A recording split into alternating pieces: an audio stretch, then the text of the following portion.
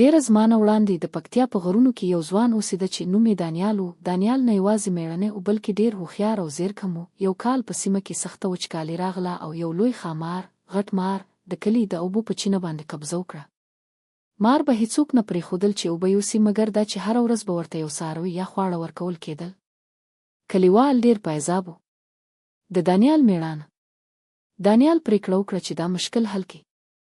هغه پوهېده چې مار په زور نه مړ کېږي ځکه هغه ډېر غټ او زهرجن و. دانیال یو لوی پوستین د پوستکي جاکټ واخیست او د نه له مالګې او تیزې چونې څخه ډک کړ. هغه د چینې غاړې ته لاړ.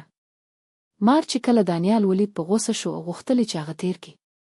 دانیال په ډېر مهارت سره هغه پوستین چې له مالګې او چونې ډک و د مار خولې ته ور وغورځاوه. د مار انجام. مار هغه پوستین تیر کړ. لږه شېبه وروسته د مار په نس کې د مالګې او چونې له امله داسې اور ولګېد چې هغې له دننه څخه وسوځاوه. مار د ډېر تندې له امله غوښتل چې اوبه وڅښي خو څومره چې اوبه څښلې د چونې اثر نور هم زیاتېده.